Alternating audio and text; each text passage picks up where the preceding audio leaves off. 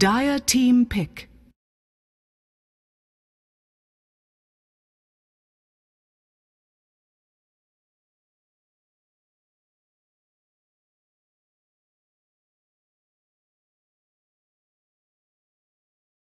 Ogre Magi! Radiant team pick.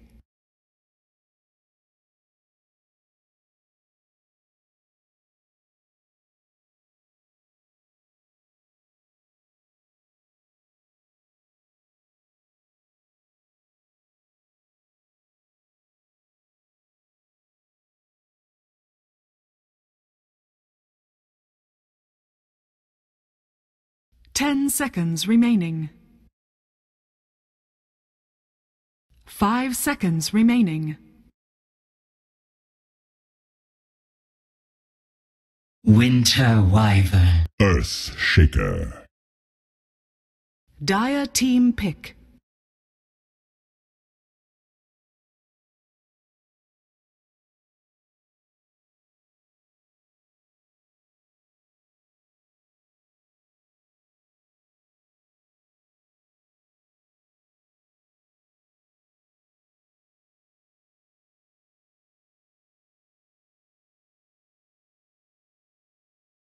Ten seconds remaining.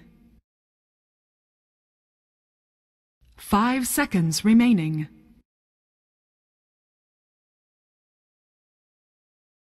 Reserve time. Windranger at your service. Dire team ban.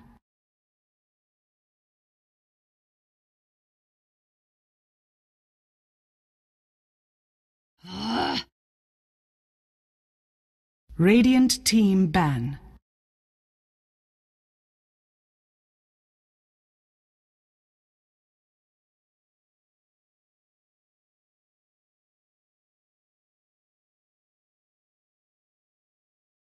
Ten seconds remaining.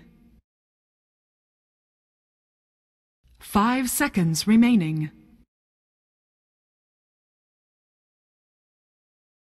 Reserve time.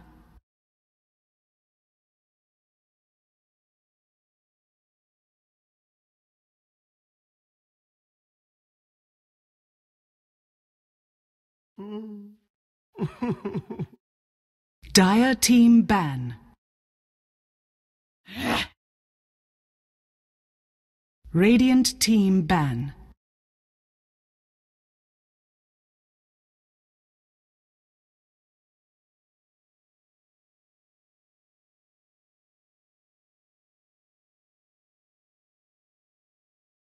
Ten seconds remaining.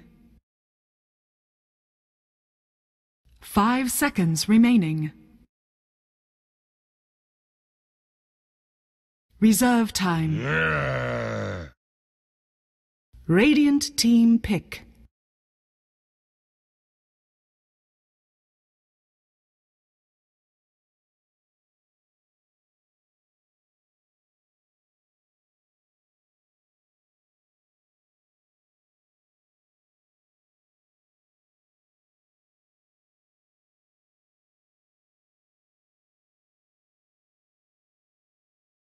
Ten seconds remaining. 5 seconds remaining.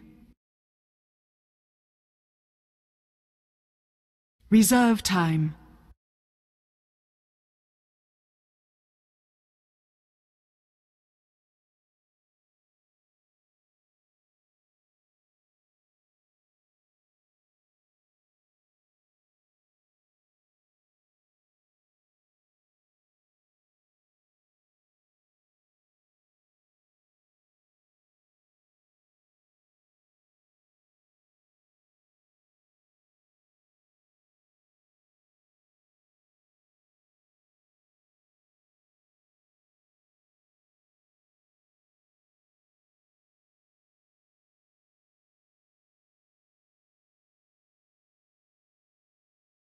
Shadow Fiend. Dire team pick.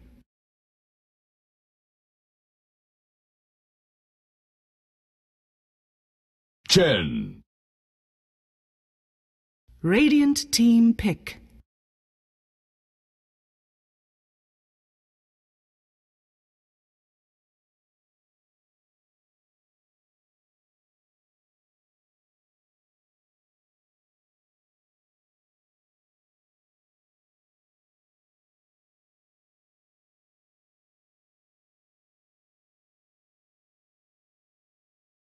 Ten seconds remaining. 5 seconds remaining. Reserve time.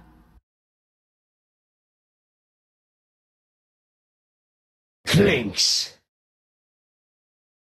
Dire team pick.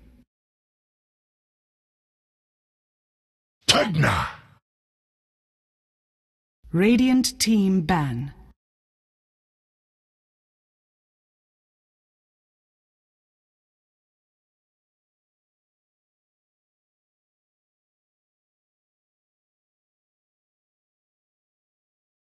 Ten seconds remaining. 5 seconds remaining. Dire team ban.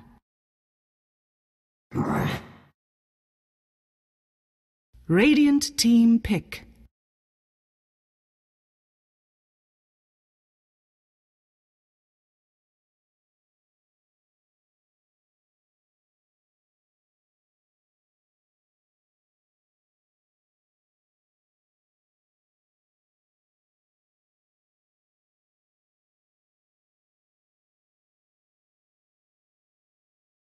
Ten seconds remaining. 5 seconds remaining.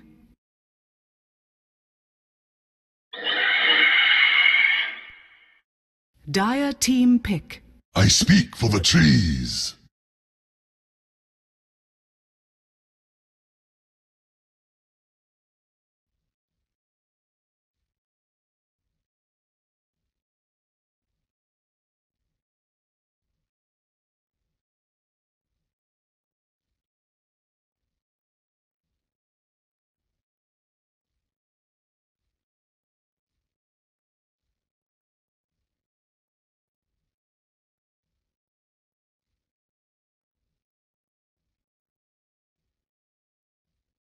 And then the Clinks is going to be just split pushing away with this Desolator. So I kind of like what they did here. I feel like they countered the draft pretty nicely. 10 seconds. Splinter Blast is incredibly good at dealing with pushes as well. So 5 seconds remaining. I like Danish's Bears draft, but it's always dangerous to go up against a push lineup, even if you do draft well against it. You drop a little bit of the early game, and they just start snowballing too heavily against you. Okay, I'm gonna just... I guess my main... Oh, Dota. Oh, is it crashing for you? Yeah. I survived for now. I think this entire computer just actually crashed. Okay, never mind. It's just Dota. This is like the 8th time it's happened to me. It's hard to develop a rhythm. Yeah.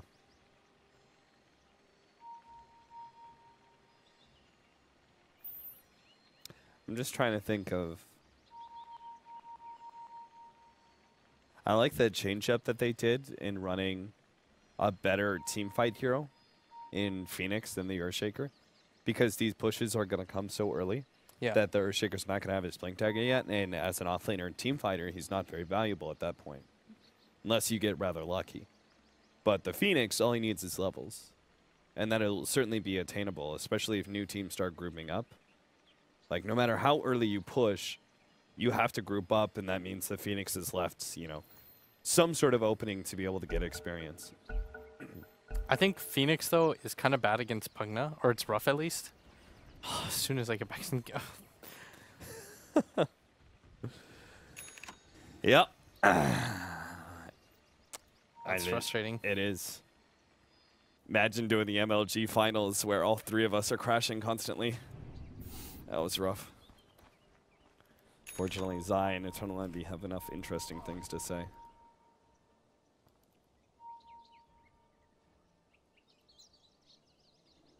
All right, so an early ward from the Ogre Magi. He TP'd out, and with his boots was, or sorry, not the.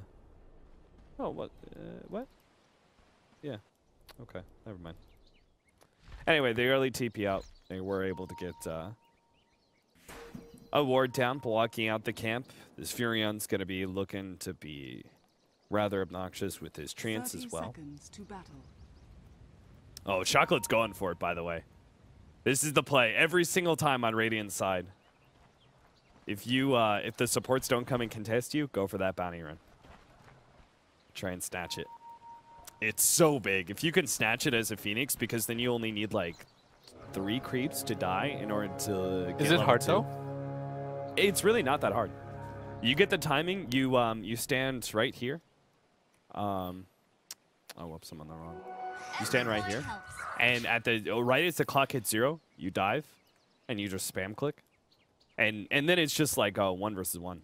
The only time you can't do that is if there's instant disablers. Okay. So if you're like versus a Rubik and Rubik's standing on the rune, don't risk it, because he'll just pick you up halfway through the fight.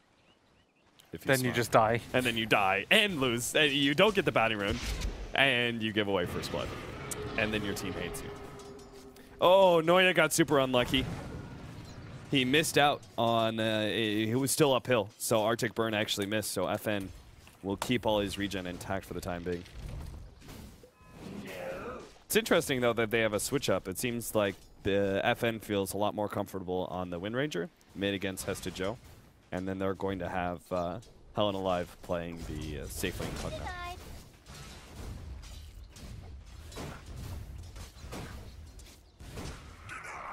All right, here we go.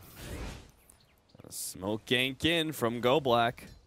Hesta Joe, FN's really been plinking away at him with these small bits of harassment because he needs to bring him low enough for the kill range. Shackle Shot does land, and Hesta Joe has to book it hard right now away from that Centaur. Go Black just gets in 1 right click, but will be failing that smoke gank. So nice response from Hesta Joe, and of course Rise as the Earthshaker being in a good spot to counter that gank. Hey, did you take plinking from me? No. You sure? Yeah, I'm definitely sure. Plinking is just a noise. Yeah, but Plink, plink, plink. I don't know, man. I feel like you took that from me. Wow. Or you got it from me. Are you serious Yeah, right now? I am. I definitely used that word way before I met you. Calling you out. All right. It's such a specific word that I say that nobody else says. Either we're meant for each other, Cap, or you took it from me. Either I screwed you or you want to screw me. Is that what you're saying? Yeah. All right. It's such a specific word. You really can't get over it, can you? I've been thinking about it for a while. All right, Hesta Joe's getting a regen too. Like, what could have been a really, really good lane for new team off the bat just kind of goes the SF's way. Like, even if the Wind Ranger is winning 10 CS to 7, whenever I talk about like winning a lane or something like that, I mean relative to both the time and the matchup. Like, a Wind Ranger could be doing better than this against a Shadow Fiend is what I actually mean. Yeah, because you know the SF is going to take over the lane quite severely, especially at level 5, and then he's Radiant side, so he has stacks to go through. Yeah. Like, you have to be really far ahead to stay ahead of an SF. Radiant's Exactly. bottom I tower want to make that clear is because I think people in the past said that I didn't. Whenever I say something like, if a Tidehunter, for example, like when S4 did it against Envy, is somewhat even in the matchup, then I consider that a win Oh, yeah. for the Tide. Just because the nature of the matchup is meant to be advantage one way or another, but I mean, FN's doing still just perfectly fine, like no issues so far. 15 CS at 3 minutes isn't too bad, but it's more just you would have liked to see that gank from Goblack succeed because he devoted not getting boots, obviously. He had to use a smoke for that as well, which, you know, further cripples him, and even more than that, the amount of time that he had to waste. That hurts him a lot more than it hurts FN, for example, who's playing mid now. Yeah, it wasn't just one of those drive-back ganks. He fully committed all the way behind the Tier 1 tower and even sat there for a little bit waiting out the opportunity. So that was like a solid minute and a half worth of commitment. Yeah, they actually swapped roles around. Yeah, I was mentioning that earlier. Hesta Joe probably just feels more comfortable on the Wind Ranger. Wait, what? Yes. Sorry, FN. Yeah. FN's a pretty beast mid laner too. I know that from experience. He's really, really strong in that lane. He kind of understands like the min-max aspect of it, and Yeah. there's not a whole lot of stacks in this jungle camp, if at all, actually, so far for this Shadow Fiend.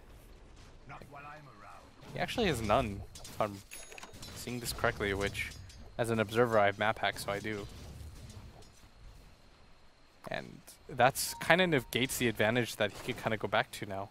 Like, I'm pretty surprised that they've got heroes to do it too. Like, you've got an Earthshaker who has essentially kind of like camped around. I think he'd be making better use of his time just instead of saving like the Phoenix, for example, who's already crippled, helping out the Shadow Fiend a little bit more. Radiant's top tower. Well, he manages to spoil 2 different of the Go Black ganks. Oh, at mid. the very least. And middle lane. Oh, he managed to pick up the first blood just in time against Seedoy, but FN does get the turnaround kill and will be able to have his level 7 now. 1 whole level above the SF. Chocolat's still trying to make this work. He's going to dive away just in time. And this looks to be a very early tier 1 tower dropping. As this is the power of a safe lane Pugma. Yeah, I think Alliance actually experimented with this a few times. You just essentially run at the enemy team, and they're trying to make a move on Rise, but this is a little bit too aggressive. And there's going to be a TP from the Shadow Fiend. I actually think if he TPs to the tier 1, maybe they have an opportunity to go for gank. I guess Rise is out of mana, so it was kind of low percentage, but oh, that's a surprise.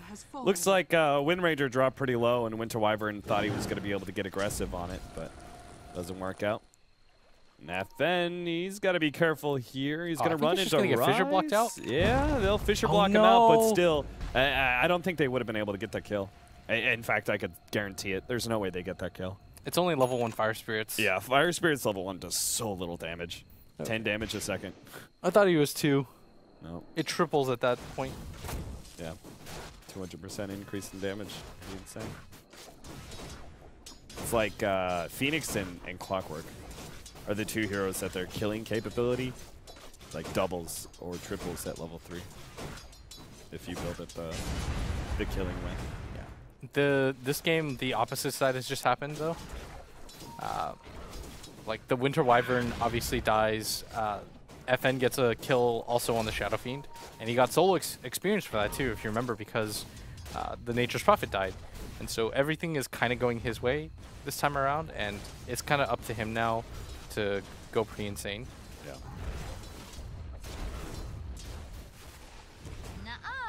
You gotta have the same performance now on the flip side. Soul Ring complete for the Earthshaker. Oh, they're going to go for the quick kill on FN. 1 raise, 2 raise, long range? No! Hester Joe needed that long range one, but he did not expect it was needed, I think. And misses out on the quick kill on FN. That would have been a big turnaround, especially with the way you were talking about how FN does need to really stay ahead at this point. Fissure missing out once again, and Hester Joe kind of trapped. Alright, so how's the top lane? Looks like Helen Alive's going to go down. The early rotation out from the Clinks. They got to be careful with Chocolate, but... A blast? Oh, A blast? one A more? blast? He's dead. Oh, the Furion ult actually came in time. So he was dead either way. He gets XP though. Yeah. And more importantly, Phoenix doesn't get XP. Oh yeah, that's actually so necessary. He is level 4, so it's not too bad at 8 minutes in. Like, obviously that's bad for any offlaner, but Phoenix, I think it's acceptable just because it's so easy to shut him out at level 1. Yeah. I would actually kind of like to see Ace go for the Solar Crest build this game rather than the pure Deso. Just for the early damage. Yeah, it works well against the Wind Ranger too. And, But wouldn't the Desolator offer you more split pushing power, though? I'm trying to think when right the time now. Comes? Okay. I'll give you some time. I think as a team fight item, it's going to be better for you, but I think the Deso will be better for pickoffs. Yeah.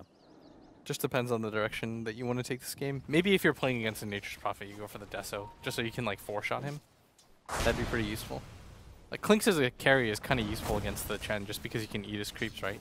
Yeah. The Death Pack range is small, but it's still big enough. Nice, he is going to go for the Medallion. Go me. Go you, dude. Or maybe he's not. Maybe he's going for Orchid. What? I wouldn't like that though. Does Decrepify not work right away? Does it not stop projectiles already in the air? It should. I thought it did. I just watched Winter Wyvern kill the ward, even though it was decrept. Oh, maybe it doesn't then. Maybe it works like Windrun. It's kind of weird. I really thought it worked under attack. The way you did.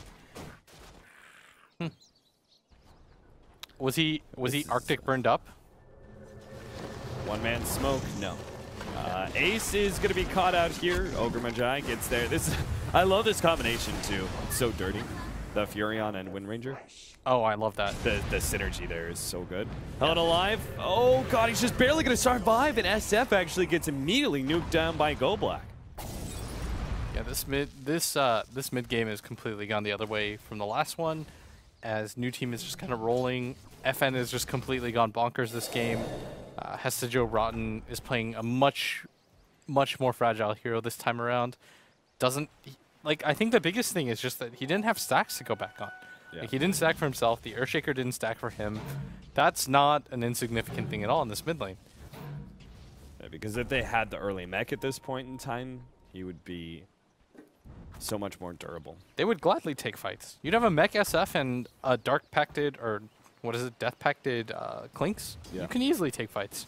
You've got a hero that your carry can have like up to 1100 HP and just raw damage. Your mid hero can have the same amount plus the mech. That's insane. But that didn't happen, and New Team are actually getting a significant advantage now over Danish Bears. And that's even before the tower start kicking in. They've only taken one of them. But they're about to take a second in the middle lane.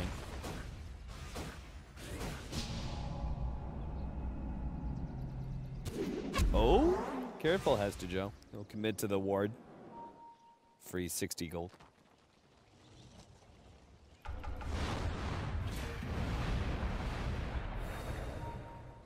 I really feel like Pugner is going to be, I don't know, that life drain is just so insane now. 250, even before Aghanims, 250 per second at level 16. Oh yeah. Just as the utility that allows you to be able, like, it's so long range, but also feeding it to an allied hero. It's the old Lina cast range too. For her Ag's upgraded ulti, 900 range. Oh, yeah. And then at max level, 1200. Whoa, this is a heavy commitment. Helena's going to be in some trouble. They commit the Supernova here. I think they realized that they had to make some sort of like major, overly committed jump in order to kill the Pugna, because they got to start slowing down these pushes. It's more that they just have to kind of open up the map for themselves.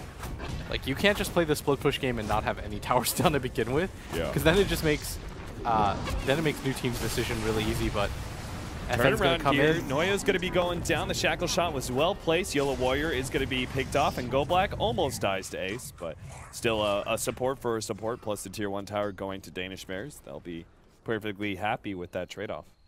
Yeah, FN's about to complete his Aghanim Scepter, which is a weird statement to say because he hasn't bought any part of it.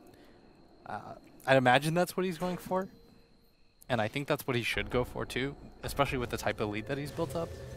This Clinks, though, is going to go for the Medallion build, which I like. I advocated it in the beginning. I think if you have a mech SF especially, you kind of have to go for it. Like, you want to be able to take team fights early, and it does help a ton. Yeah. SF, oh, they picked off Cedoy at the bottom lane. Him and Ace. So that'll now complete the mech, and he has another 1,000 gold behind it. Do you think at this point he completes the Solar Crest? I would still like to see the Desolator before the Solar Crest.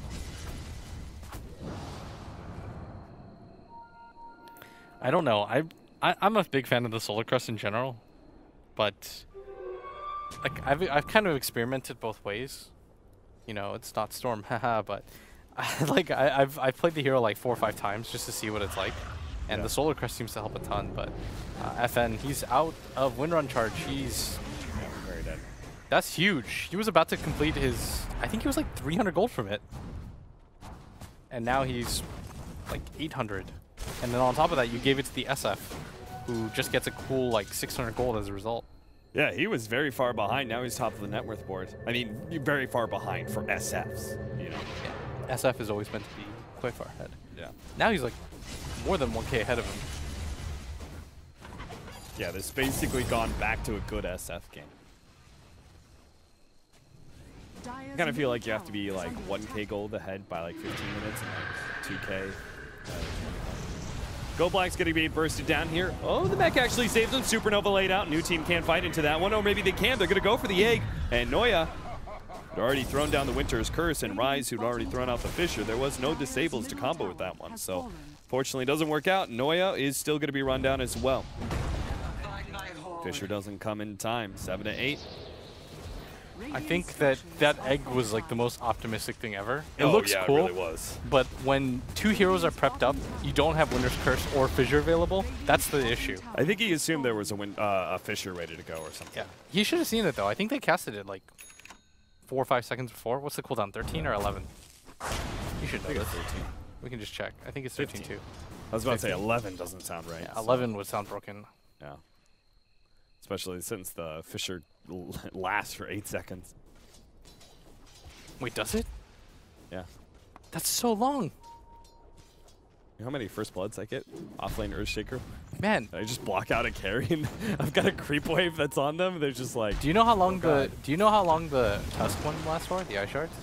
it lasts like a similar amount of time. It lasts like 5 seconds or something. Wow, that's absurd. Yeah. Learn something new every day. Those blocks are so good. I'm having a lot of fun with Tusk lately. I mean, I played a game with him. We were far enough ahead. This is how you know we were far ahead. I got the Aghanims upgrade. Wow. I know that Tusk is still a broken hero. Yeah, no, he definitely in pubs, one shots like anybody. You're like a core with 1300 health? No problem. I've got like a medallion and an urn. Peace. Yep. He just Ice Shards you once to soften you up and then you're dead. FN takes a little bit of damage. Winter's Curse. And he will definitely die to all this. I mean, they're not afraid of using Winter's Curse for FN, and I don't blame them at all. If they keep down FN, I think the whole entire like new team strategy falls apart. Hesta Joe is going to be comboed down though at the top lane. That was the thing is you can't go for a gank on one side and then show one of your core heroes on the other. Yeah. It's I remember it was that time like the Phantom Lancer. I was telling you about that. When the Phantom Lancer runs away top because the rest of his team is going for an aggressive maneuver. It's like the rest of your team goes for an aggressive maneuver. You can't show yourself on the map because essentially what ends up happening is there's a decent chance that the enemy team is just going to be on that side that you're on. Yeah. It's like a 50-50 toss-up at that point, and then you're just trading away core hero for core hero. The only way it goes well is if it turns out that that gank that your team is going for is into a full team fight. And then you're just like, well, I guess I have to split push now. But yeah. Chen picked off Ace with the Desolators, just gonna rip through that Chen every single time. They're gonna get the jump onto FN here. The Fisher, are they gonna make the dive here? I doubt it. Not a good time for Chocolate. Oh, he actually gets silenced up. Oh dear, he didn't expect that one. He immediately goes down. Seedoy with the Orchid is able to stop him. Noya TP's out just in time. No Fisher to stop him. What a back and forth game. And again, that was just simply overly aggressive. There was no way they were ever gonna kill that Wind Ranger. It's also just because Sedoy's Orchid was like super unexpected. Yeah. Like, they had no idea that it was going to happen. And the Aghanim's Wind Ranger comes out, but this is like an okay timing, but remember how early he could have had it. Yeah. This could have been like a 13-minute item for him, and that could have just been completely game-breaking. As it sounds, the game is still pretty close, with Ace and the Shadow Fiend still doing really well. This Wind Ranger's keeping up, and you've got a lot of team fight, but I think the burden obviously is on New Team with their strategy. I didn't think they were going to contest, but they do have a lot of AoE combinations. They get a really good Winter's Curse on top of the Supernova. Jump in, Echo Slam as well. Rise, he picked that one up. Chocolate again immediately multicast, but still gets off the Supernova. He's going to get right-clicked down very quickly, though. That's only a level 1. Still, though, the rest of the team is going to be able to combo up very nicely and take out the rest of New Team. Buyback immediately. They can't afford to lose this Roshan, but Seedoy's definitely dead. Helena comes in for the side. Big blast actually hit on 2. Ace committing for Roshan here, trying to get it. Oh, and he just barely sneaks that Aegis away and will be able to get out. He's going to be able to get away from all of this one. Our SF, he's going to be able to get out. Rise also gets away. Danish Bears I thought that fight was going to turn nasty at the cost of, oh, Rise, okay, he's dead. But still, the two cores survived and they kept the Aegis intact. Yeah, the two cores surviving and the fact that the Clinks now has 10k net worth at this phase is pretty huge. And you committed a lot to try to get back into that fight too. Like your Nature's Prophet just pretty much blew away whatever lead that he had. Yep. Pugna's almost a non-factor. Like, we're getting to the point where he's not farmed enough, and the enemy team is getting farmed enough that you really can't play Pugna at such a net worth disadvantage. Yeah. Unless you're a support Pugna or something. No, I actually completely agree. I think this is part of the issue with these like gimmicky strats is that at some point they run out of steam and then you sort of get rolled. But I think this lineup still has like a decent expiration time. But because you have physical damage dealers in the Wind Ranger and the Nature's Prophet, like you can always fall back to the split pushing game, and the Pugna's not completely useless. Yeah. You have your ward, which is always going to be a factor in fights, pretty much. But you're fighting against a team that probably has better late game than you, and probably actually definitely has better team fight than you. Oh yeah, they invested pretty heavily with rotating the Earthshaker into the support role and picking up the Phoenix as an offlaner. I think just guarantees you have better late game. Oh yeah, especially when the Earthshaker already has his core item. Oh, that tower going down is so nice. Phoenix is actually going to be able to complete the Midas now, which he desperately needs that level 2 Supernova. Level 1 Supernova is just so bad. He's getting like killed by the Nature's Prophet every single time by himself. Yeah. Yeah, level 1 Supernova I think really needs to go up to 6. Nah, that hero doesn't need a buff. I mean, the fact that one hero can kill it alone is pretty absurd. Helen Alive's going to be going down. Alright, he just got like 4 shot. I think they might actually keep going. You've got a 10-second BKB. I think so. They committed a lot, though. Yeah, but you've got a 10-second BKB, and you still have the egg, and Ace has an Aegis. Maybe you go for the tier. The Aegis. Oh, nice denial on that fan. 6 to 9. He's got a blink now, too. I think it would be unnecessary, essentially. Oh, yeah, for sure. The Aegis lasts for enough time that you can farm out, heal up, wait for a cooldown, and then go for it. Yeah, they could probably go for tier 2 top lane right now if they wanted. The Phoenix is like desperately trying to hit 11. Yeah. Go black. Yeah, you're dead. Oh, the last shot. Oh, 45 HP. Barely lives due to his ultimate. He's trying to go for the early Aghanim Scepter, but it's just not going to be early enough at this rate. I don't even know what that... That is one nice thing. I guess Chen gets a significant buff against Clinks because the Aghanim Scepter changed. He can't kill your creeps anymore because they're ancients. I don't know. I think it helps, but at the same time, it doesn't do as much. Yeah, Chen is still bad versus Clinks, but it's just because you get picked off so quickly.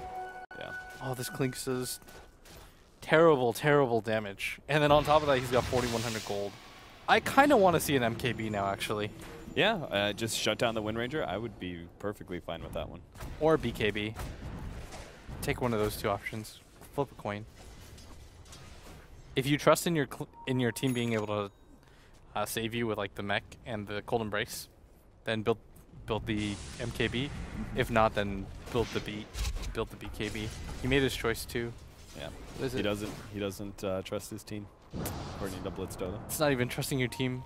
I just couldn't think of a better term, but that probably puts them in a bad light. It's more just like you really want to be able to secure the fight for yourself. You're securing your advantage. MKB is riskier. Yeah. And you'd be very reliant on your allies at that point. Yeah, that's what I meant by it.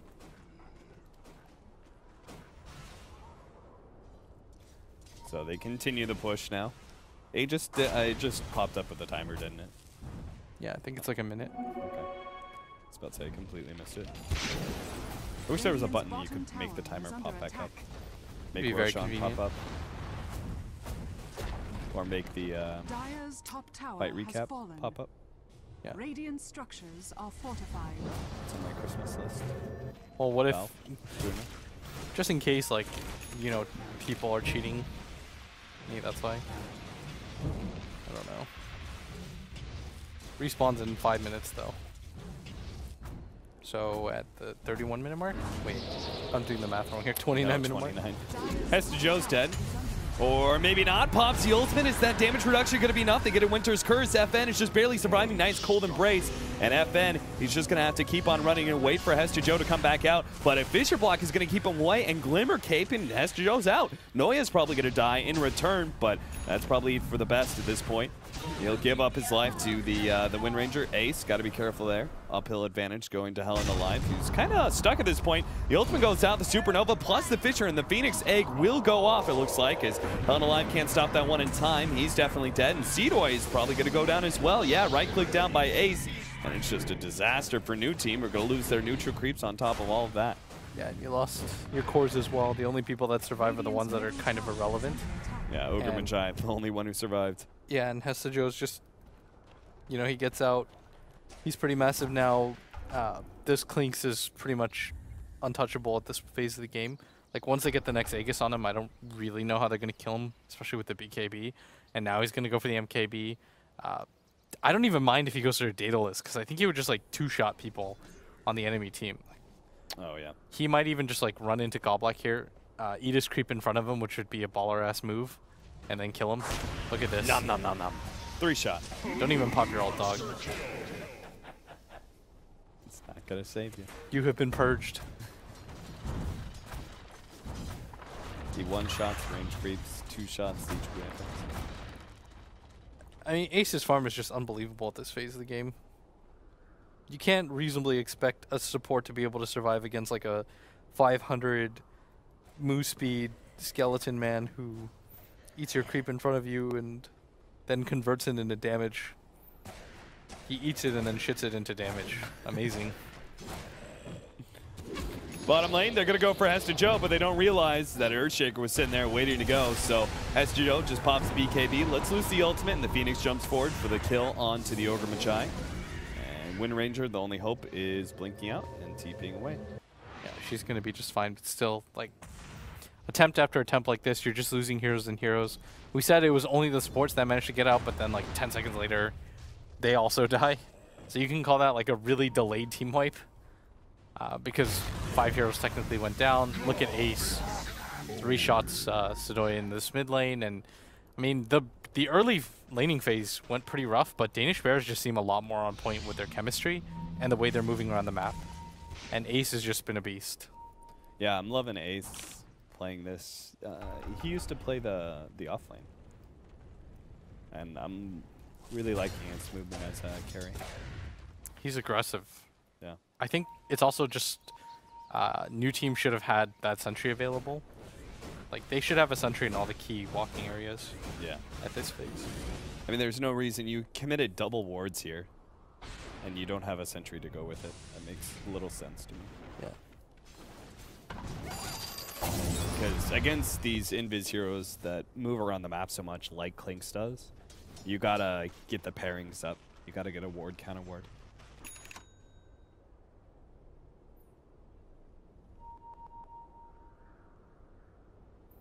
What's the move now, Sam? Phoenix now has Eul's Scepter.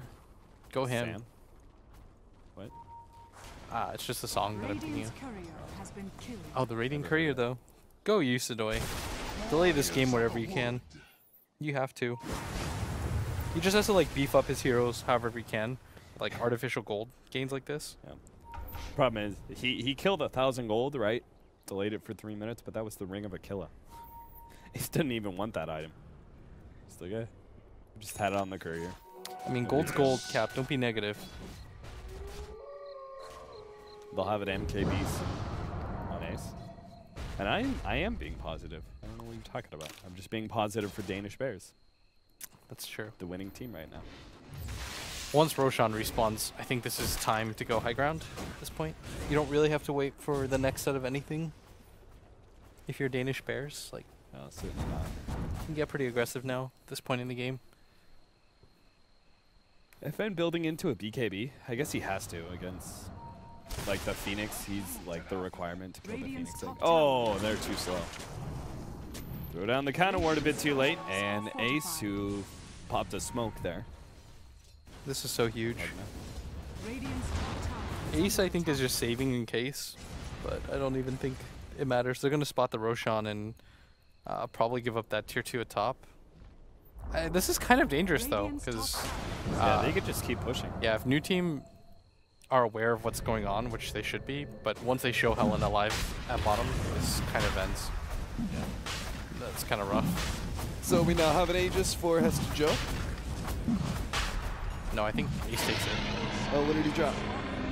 He had a Soul Ring. Oh, his Soul Ring. There's no reason for Radiant's top tower Hester to is take under it. attack. He's really tanky, and he doesn't output nearly as much damage as Ace potentially could. And Ace is the one I think that is a little bit more vulnerable on top of that. Because he's going to be your frontliner to hit the tower. Yeah, I could see that. Radiant's top Aghanim tower Scepter is under for Go Black, so let's see if this changes things. He's already found an ancient granite golem, so that's a start. I mean, all of his creeps are going to be beefy. Be huge beefcakes.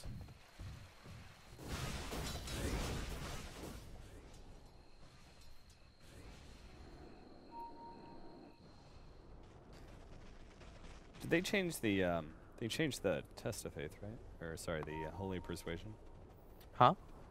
Yeah, so it gives 1,000 minimum HP. And then on top of that, the Ancient Granite Golem? So does that mean you could take like a small purge creep and make it 1,250 HP? I'm not sure how it works now. Or sorry, how much the golem increase is on? 15? 15? So 1150.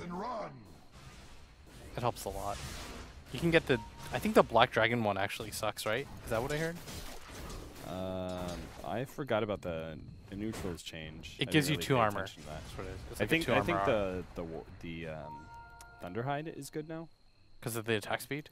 Let's see, attack speed bonus and attack damage increase 15%. Ooh. Yeah, that's pretty good. It's a level 9 Chen though. Yeah, so.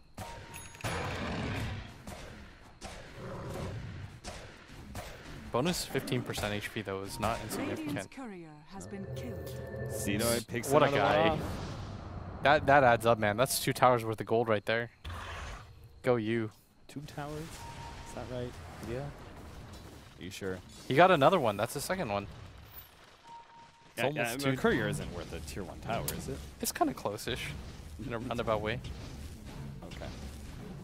In what way is it not cap? I don't know, just simple gold metrics. Hester Joe. Oh, he gets spotted out. The ward counter ward combination here. They're trying to go for a very awkward gank. Because they know that Ace isn't there. They kind of have to do this, actually. They know Ace isn't there. Ace is, like, desperately trying to run to his team. Because I think he senses that something's up. Yeah, they're going to have the initiation here on Helen Alive with the Winter's Curse onto FN. And they're trying to pop Helen Alive. They pop the ultimate now on the SF, and that's almost enough. Helen Alive is somehow still alive, but finally he does go down. FN, in the meantime, trying to get away, is going to be spotted out by Noya here. And he will also fall. And the Clink simply isn't needed. No, that's kind of like the death knell for your team. When the Aegis clinks with an MKB, Deso, BKB, medallion isn't necessary, you're running into issues. Yeah. He's got 2.9k gold too. When he gets a crit, life's real rough.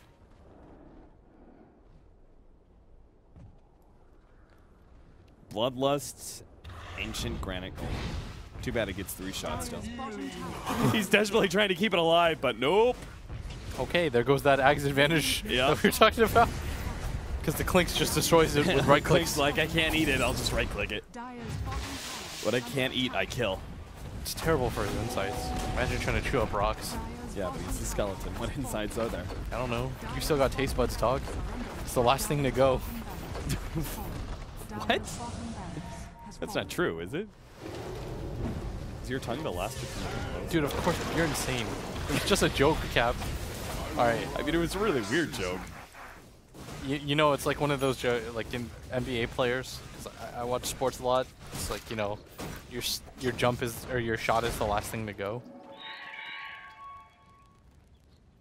I actually don't know what that means. It means like, you know, when you shoot the ball, it's the last thing that fades away. It's like the first thing that goes is your speed when you get older. Oh, yeah. You just simply can't run We're as talking fast. about retiring and getting Yeah. older. Okay, yeah. But Yeah, because that's just form, muscle memory. exactly. I mean, this game, though, I don't really know how to make this okay for new team. Because everybody's just under-leveled, under-farmed. Everybody from Danish Bears has the counter. I guess we can just talk about what Danish Bears did well overall this game. I think the map movement from your cores has been fantastic. Like, Ace has pretty much just been a monster this game. Rise being able to get such a quick blink dagger really impacted fights early, too. And Itemization. yeah, the very itemization has been perfect from them too. Like, look at Ace just 3-shot that Clinks, or that Chen, sorry. And Hestajo Rotten now is caught up in farm too. Like, he's barely behind the Clinks. That's all we've been talking about, but this SF has like a full butterfly on top of all of his utility items now too. Like, this is not an underfarmed man whatsoever. And then on top of that, you've got the superior supports in the Winter Third courier Wyverns. down. That's got to be 2 towers now. Yeah, I think so. I mean, Sadoi's trying to do whatever he can to make this okay, but he's like desperately trying to get a Hex. Just sell the Null Talisman, man. Is the Null Talisman worth more than a Hex? No. No. That's what you have to debate. I hate doing this too because it means that you have an empty item slot. But at the same time... But at the same time, you're about to lose the tier 3 tower. Yeah, exactly. No matter how big it is, thanks to Bloodlust, it's still going to die. It's pretty engorged right now. Yes. It's a rather erect tower indeed. Alright. They stole the siege creep, so there goes that push. All right. Siege creep with Bloodlust. Hell yeah. Let's go. That's an ancient creep now as far as I'm concerned. All right, go Cardi. What is he meant to do? Well, it's missing, so nothing so far. He's attacking pretty fast, but It missed twice in a row. maybe if you just churn all your troops against it and wall your way into victory. Yeah, but I don't know if that's even enough at this point. There it is. He did it. He did it, Blitz. Sidoi keeps his Null Talisman.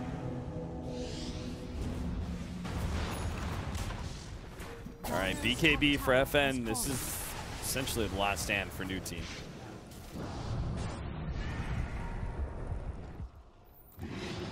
Yeah, there's not much that you can do at this point. Alright, it just gets eaten. FN spamming the D faces. But I think both teams are kind of aware what's going on, but you want to at least put out one more fight if you can help it. Ace has 5,800 He gold. just bloodlusted the melee racks. All right, well, 2 are already going to be down here. The Supernova is not going to be addressed at all, so it'll explode in big fiery explosion, stun up FN, whose BKB only gives him so much defense. And, oh, actually not good. Oh, he does get out. Go black, not as lucky. What does it matter though when your entire team just dies in like 4 hits and Ace has a full crit on the way if he wants it. There's a fully completed MKB coming on the like this is the amount of farm differential is just like absurd at this point. Yeah, almost 30,000. Yeah. I would have guessed maybe even more than that. Yeah, you rarely see games go past 30,000 gold lead. If you've reached that point, it's either super, super late game, and if it's this early on in the game, it's just going to be super one-sided. So that brings our first series to a close. Congratulations, Danish Bears. They managed to take the series 2-0. And next up on the defense, we have another series. It's going to be 4 Clovers and a Leprechaun versus 4 Anchors and a Sea Captain.